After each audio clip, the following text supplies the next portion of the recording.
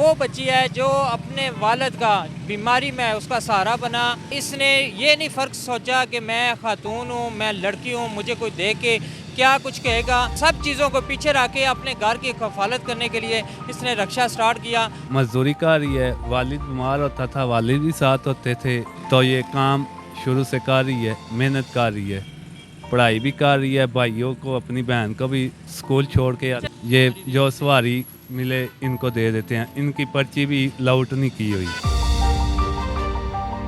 नाजरीन, कुछ ऐसे लम्हात ज़िंदगी में देखने को मिलते हैं कि बंदा दंग रह जाता है।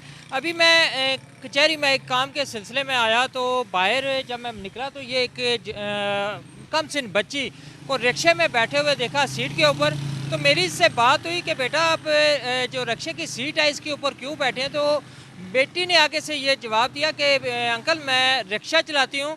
मेरे साथ वो बच्ची मौजूद है, इससे हम बात करते हैं। जब इसका पता किया कि क्यों रिक्शा चला रहे हैं, कि आपके घर में कोई मर्द नहीं है या आपका कोई भाई नहीं है, तो इसने बताया कि मेरे वालिद साहब जो वो बीमार हैं, काफ़ी अर्सा से वो रिक्शा चलाते थे, 2 साल हो गए वो बीमार हैं।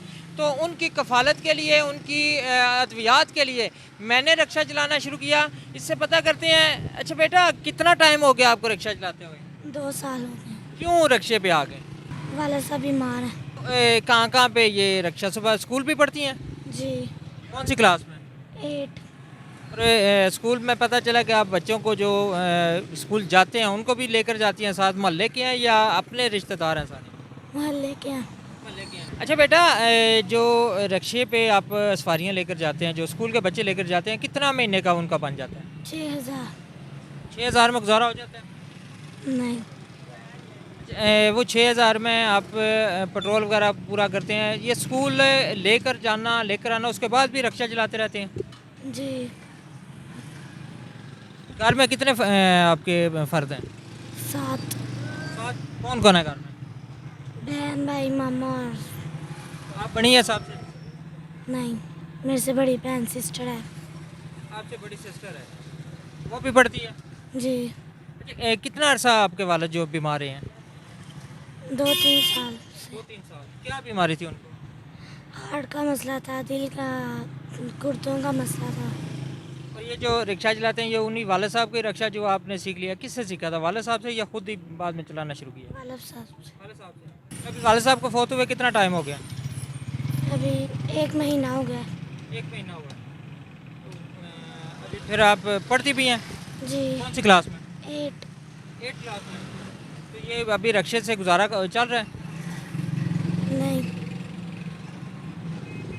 नाजरीन, ये वो होनहार बच्ची जिसकी उम्र मेरे ख्याल में लगभग 15-16 साल उम्र होगी, वालिद साहब की बीमारी की वजह से इसने वालिद से ही रिक्शा सीखा। सीखने के बाद जो स्कूल जिस स्कूल में पढ़ती है उसी स्कूल में मोहल्ले के बच्चे लेकर जाना, और उनसे 7-8 हज़ार रुपया मिलता है। छुट्टी के वक्त जब घर आती है तो अब दोबारा रिक्शे मोहल्ले में अगर किसी को कोई सवारी का कहीं आना जाना हो तो मोहल्ले से ये रिक्शा निकाल के आगे पीछे जाती है। नाजरीन, जो रिक्शा से पर्ची लेते हैं इनसे भी बात करते हैं। ये बेटी कितने अरसे से देख रहे हैं यहाँ पे आ रही है? इसको मैं देख रहा हूँ 2 साल हो गए हैं। इसका वालिद पहले बीमार था तो इसके वालिद ने इसको जाच सिखाई थी। देख रहे हैं, रिक्शे वाले को भी बोला मैं, इस बेटी है, बेटियों जैसी है, इसको कोई भी नहीं तंग करेगा। ये तो मजदूरी कर रही है, वालिद बीमार होता था, वालिद भी साथ होते थे, वालदा भी साथ होती थी, तो ये काम शुरू से कर रही है, मेहनत कर रही है, पढ़ाई भी कर रही है, भाइयों को अपनी बहन को भी स्कूल छोड़ के। अच्छा एक चीज़ बताएं, जब ये अड्डे में यहाँ पे पहुँचते हैं तो इसको आगे लगा दिया जाता है, वेट करना पड़ता है क्या? कितनी सहूलत दे रहे हैं इनको?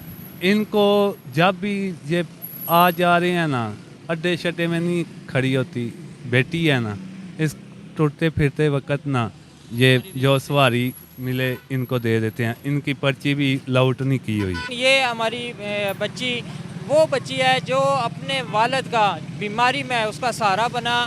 उसकी ये मर्दों जैसी सलाहियत रखने वाली, मर्दों जैसी अपनी हुनरमंदी सामने लेकर आई कि इसने ये नहीं फ़र्क सोचा कि मैं ख़ातून हूँ, मैं लड़की हूँ, मुझे कोई देख के क्या कुछ कहेगा। उस इन सब चीज़ों को पीछे रख के अपने घर की कफ़ालत करने के लिए इसने रक्षा स्टार्ट किया। और आज कचहरी के बाद जब हम बाहर निकले तो इसको सवारियाँ बिठाते हुए देखा तो इससे बात हुई।